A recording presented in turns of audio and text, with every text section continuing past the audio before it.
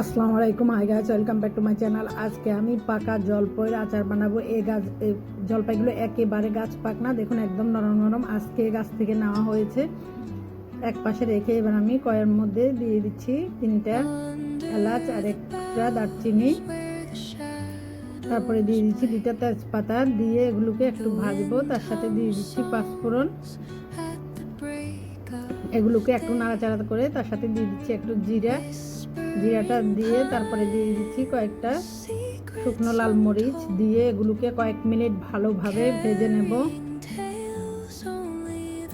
ভেজে এগুলোকে গুঁড়ো করে নেব। আর এখানে কয়ের মধ্যে দিয়ে দিচ্ছি তেলের মধ্যে দিয়ে দিচ্ছি কয়েকটা রসুন। আর এখানে আমি জলপাইগুলোকে একেবারে ধুয়ে বড়ুটা ছাড়িয়ে একদম ধুয়ে ভালোভাবে পরিষ্কার করে নিয়েছি। রসুনটা যখন দেখুন একটু গরম হয়ে উঠছে তেলটা, এবার আমি দিয়ে দিচ্ছি জলপাইগুলো। অল্প অল্প করে আমি সবগুলো জলপাই দিয়ে দিব। দেওয়ার পরে দিয়ে দিচ্ছি লবণটা দিয়ে আমি একেবারে 10 থেকে 15 মিনিটের মতো নাড়াতে থাকবো।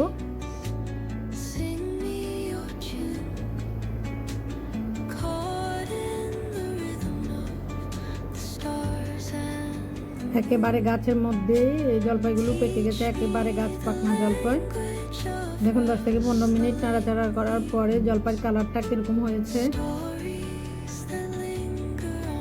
এবার আমি দিয়ে দিব এখানে 300 গ্রামের মতো চিনি। এই কাপটার মধ্যে আমি 2 কাপ দিয়ে দিয়েছি চিনিটা দেওয়ার পরে এবার এগুলোকে আমি আবার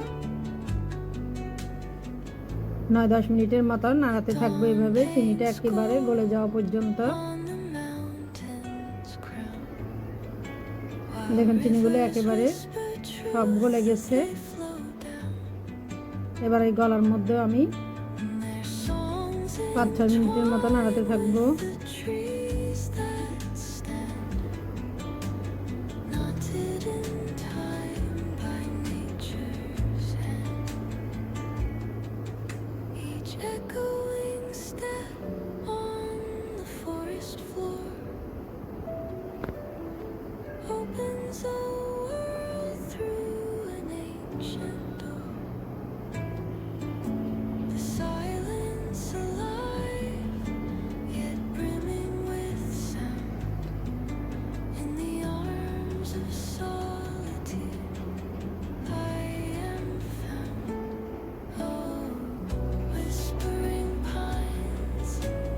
দশ থেকে 15 মিনিট নাড়ার পরে দেখুন এবার আমি দিয়ে দিচ্ছি যে শুকনো মশলাটি আমি ভেজে নিয়েছি, এগুলোকে গুঁড়ো করে এবার এগুলো দিয়ে আবার আমি 5 থেকে 6 মিনিট ভালোভাবে ভাজবো।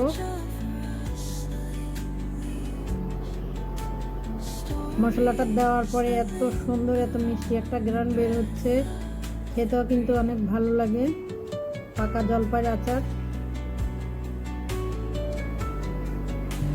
খিচুড়ি গরম ভাতের সাথে খেতেও কিন্তু অনেক মজা লাগে জলপাইয়ের আচারটা।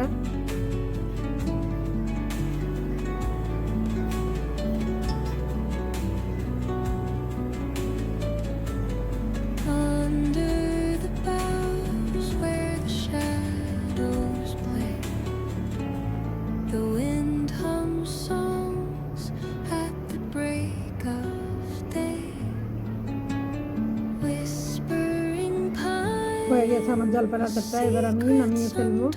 নামানোর পরে দেখুন বাচ্চাদেরও অনেক পছন্দের একটা খাবার পাকা জলপাইয়ের আচার। টক ঝাল মিষ্টি খেতে কিন্তু অনেক ভালো লাগে। জলপাই কিন্তু অতটা টক না, যেহেতু পাকা জলপাই একটু মিষ্টি আছে তাই আমি চিনিটা কম দিয়েছি। আজকের মতো এখানে শেষ। আল্লাহ হাফেজ।